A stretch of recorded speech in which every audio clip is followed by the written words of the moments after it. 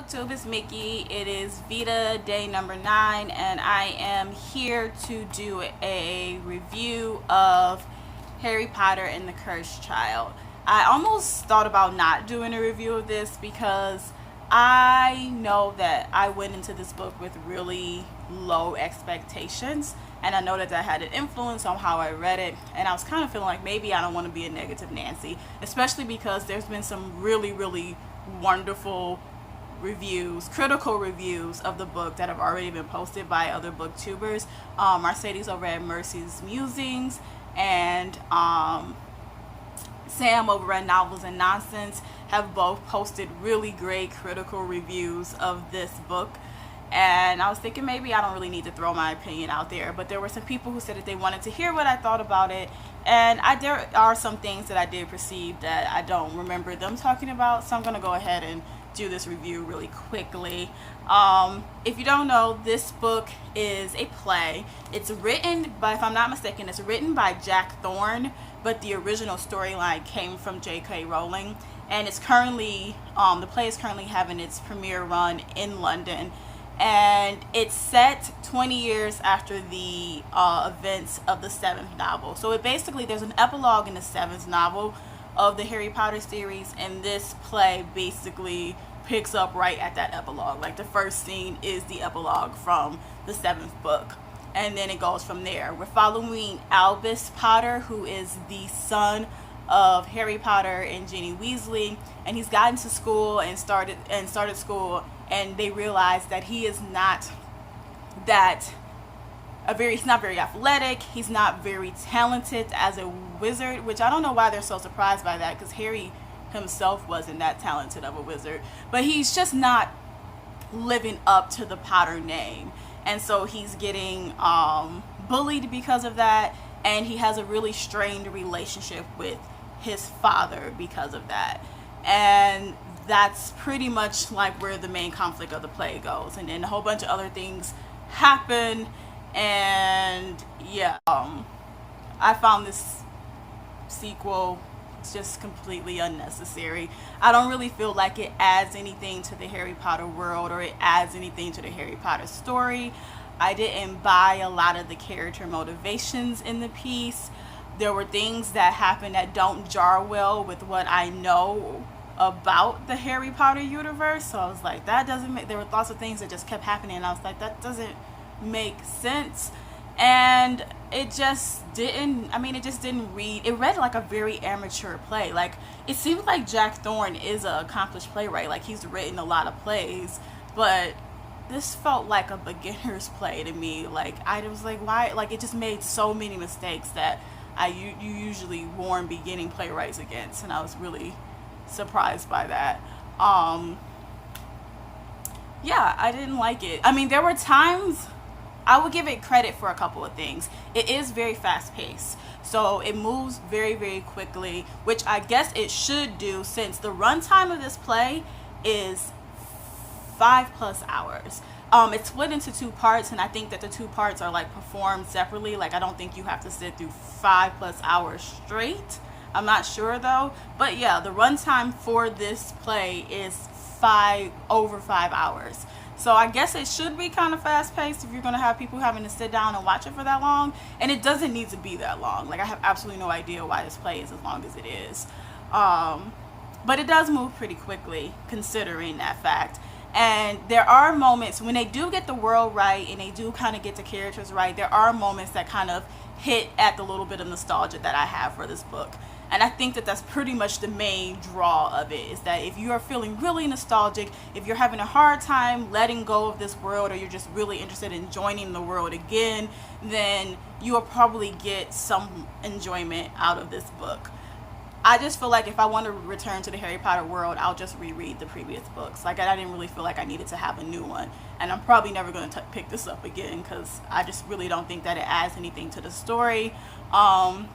The writing is cheesy at times. There were a lot of times where characters speak their subtext. There's a lot of times where people are just like, something happens and someone's like, here's the lesson that I just learned from this event that just happened, and it's super annoying, and it happens often. It's like, if you remember, if you've read the Harry Potter series, you know that at the end of each Harry Potter series there's like this sort of decompression reflection scene between Harry and Dumbledore, in which they kind of reflect on the events and talk about like what they mean and what they might mean for Harry's future and so on and so forth. It's like that, except really badly written and very cliche and just very obvious, and it's kind of lacking in the same kind of wisdom that was present in those scenes. And it happens like every 20 or so pages, and I was just like, why is that happening? And so that really bothered me about the book. The timeline of the book bothered me. It takes place, the whole timeline from beginning to end is like 4 years, which makes absolutely no sense to me. There's like a montage in which we see it's like basically a montage where we see Albus go through his first 3 years of Hogwarts in like 15-20 minutes, and I'm like, that I have absolutely no idea why this whole play could have taken place in Albus's first year at Hogwarts. I think if they had focused it in on that, so many of the issues that I have with this piece could have been corrected. Like, I have absolutely no idea why it had to take place in his 4th year. Like, but it did, and I had issues with that. I cannot recommend this to anyone who isn't a humongous Harry Potter fan. I read this out of obligation. I felt like I love Harry Potter too much to ignore this piece, but in all honesty, you could skip it because it's just not that much in it.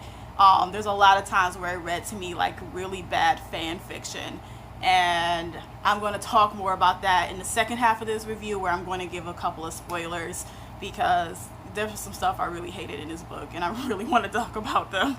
So yeah, I wouldn't recommend this except for the most like die-hard fans of Harry Potter. So I'm going to now transition into discussing the book contents of the book, and there will be spoilers galore. So if you don't want to be spoiled, if you haven't read the play, you don't want to be spoiled, I will see you guys later. And I mean, like I said, if you really want to read it. I'd be curious, for those of you who liked it, to know why you liked it, and what do you feel about some of the problems that I and some other people had with it. And you could talk to me about that in the comments below. But yeah, let me transition into discussing the contents of this book.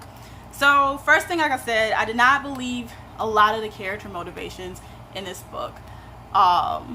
But actually, before I even address that, let me just talk about how I hate the central conceit of this book, which is that this book is a time travel book. The main conflict comes in when Albus decides that he's going to travel back in time to try and save Cedric Diggory. When he said that in the play, I was like, what? Why? Like, it made no sense to me why he wanted to do this. I get the conflict, the idea that he wants to prove himself, that he wants to prove that he's brave, that he wants to prove that he's worthy of his father. I get that. But why he's choosing to do it that way, I wasn't quite sure. I guess it was supposed to be a rebellion, since he's doing something that his father said he wouldn't do or couldn't do. So maybe that's why, but like, it just was such a freaking stupid decision. And how he couldn't realize that it was a stupid decision is beyond me. Again, that's another reason why I kind of feel like, I think it's another reason why I feel like if this play had been set at the beginning of his school year, when he was like 11, like, I probably would have accepted that decision better when he was 11 than when he was like supposed to be like 14, 15 years old. But anyways, I just didn't buy that. But I hate the time travel conceit because it's so cheap and easy. It's such a cheap and easy way for the writers to be able to depend on events and stories from the past instead of events and stories and characters from the past instead of forging actual new ground. That's why I really didn't like it. I felt like that was so lazy. Like, why not actually, if we're going to set a play in the Harry Potter world in the future, why not firmly set it in the future and actually explore what this world is like in the future and what this world is like for this current generation of Hogwarts students, than to spend so much time like in the past. I really didn't like that. I didn't really like the way in which a lot of the past characters were used, the Weasleys, period, get like the short end of the stick in this piece. Like, Ginny's basically only there to support Harry. Ron is treated like a joke. Like, he literally only comes in every now and then for comic relief. We don't see Hugo, and Rose is there, and she's just there to be really mean and bitchy to Scorpius. I do like the fact that Rose isn't a, like, perfect character. I like that she isn't like her parents. In fact, Rose is basically, she took some of the worst qualities of both her parents, and that's who Rose is. And I did appreciate that, but I hate that we don't see her. We pretty much don't see her. She's nothing more than just like a love interest for Scorpius, and a sort of a kind of a little bit of an antagonist, I guess. Because she represents who Albus and Scorpius want to be, and she's so rejecting of them. So I guess that's her purpose. But I felt like that we could have seen more of her. We don't really see that much of the new generation. We see mainly just Albus and Scorpius, which I did like Scorpius's character. I thought that he was interesting. I didn't particularly like Albus's character that much, and I'll get into that in a second. But yeah, I just did not like the way that they use the past characters. Harry and Hermione are the only ones that really felt like they had, and Draco Malfoy a little bit, felt like they had like real actual meaty roles and things to do. But I felt like the rest of the characters got the short end of the stick. I did not at all I couldn't understand Albus's and the amount of hatred and anger that Albus was directing towards Harry. That did not make a lot of sense to me. And that's because we do not actually see what life is like in the Harry Potter household, like, ever. There's one scene where Harry and Albus argue over, after Harry gives Albus this blanket that he says is the last thing he has of his parents, and then Albus throws it across the room and spills a love potion on it because he's angry because he doesn't think the present is worthy of him. I don't know why. He throws it across the room because he doesn't think, he thinks his dad, he basically spends the whole play saying, my dad misunderstands me, he doesn't know me, he doesn't blah, blah, blah, blah, blah. But we are never shown that. There's never any scenes in which we get to see Harry misunderstand Albus. The only time that happens is like a way later in the narrative when he like forbids Albus from hanging out with Scorpius. But before that, there's like no moment where I'm like, oh, I can see that Harry doesn't quite understand his kid. And that's because we don't really see that many conversations between Harry and Albus. Like there's so much anger and animosity that Albus feels towards Harry, and I personally did not understand where it was coming from. I mean, I understood it intellectually. Like, it's told to me why he feels this way. I'm told that Harry misunderstands him. I'm told that Harry doesn't try and get to know him on his level, or that he doesn't treat him special. I'm told that, but I'm never shown that, and that really bothered me. I feel like that's a huge issue with this play, is that there's so much stuff that is told to me. I am told things instead of just seeing them happen. And that can happen in plays. Like, there's people who keep trying to say like, oh, it's a play, so those type of things don't happen. They do. I don't know what the hell you guys are talking about. I don't know what plays you guys are watching. Those things do happen in plays. So I was just like, why? I just didn't get that. That didn't work for me. And I found myself just like really annoyed by it. And then there is, of course, the horrible villain in the end of this piece, Voldemort's daughter, Delphi. What a cheap freaking trick. Oh my gosh. So you vanquish the evil lord in the previous installments of the piece, and we all think it's good. But wait, no, he's not gone, because he had a secret love child. Like, what? Where does that come from? Oh my gosh. And it was just like, it's just the most ridiculous thing. First off, like most people who have complained about this, I just cannot see Voldemort as a sexual being.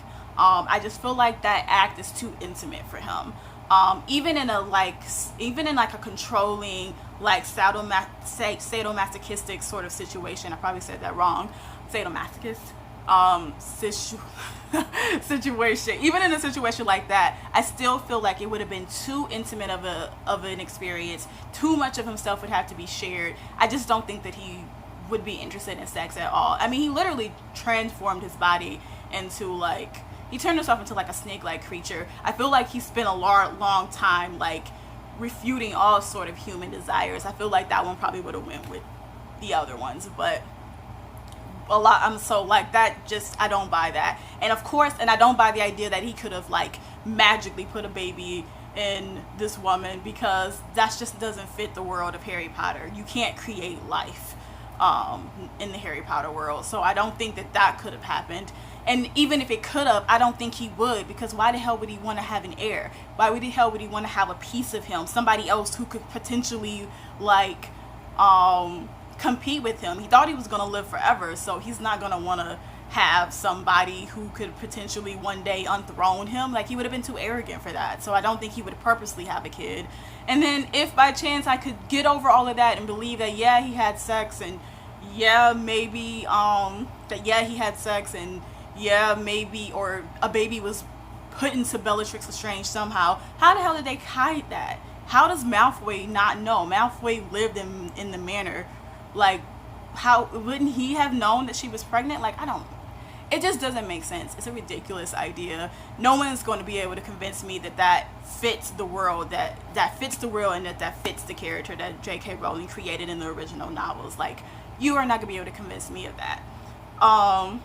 And I just thought it was stupid. Why couldn't we have a new villain? This is again that same situation of like of them not being willing to do something new. Why couldn't we just have a new villain? Why do we have to have the same old villain from the last couple of books? It's just a lack of creativity and imagination, which I really didn't like in this book.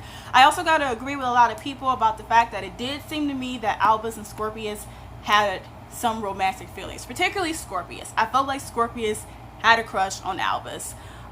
People are always trying to say, oh, I mean, yes, explicitly he expressed affection and feelings for Rose, but his actions seemed to suggest that he had feelings for Scorpius. I will admit that my feelings are pretty much being guided by the fact that Scorpius is very physical with his affection, which is not typical for male friendships, and so I could just be allowing my schema of the way male friendships work to sort of influence that. But I don't know. I feel like too many other people perceive that for that to be the case. And then also about the whole people trying to use Rose to refute the idea that Scorpius could have liked Albus. We do know that you can be attracted to two different people at one time, right? And we do know that you can be attracted to two different people who are of different sexes, right? We do know that. I hope so, because I feel like people are trying to say, oh, well, he liked Rose. That doesn't mean that he couldn't have liked Albus too. So just wanted to throw that out there. There's so many other things I didn't like in this piece, but those were some of the main ones. And so yeah, I'm kind of done. I have to go now, but let me know down below what you thought about this book. If you've watched this far, I'm assuming you've read it, so let me know what you thought down below, and I'll see you guys later. Bye.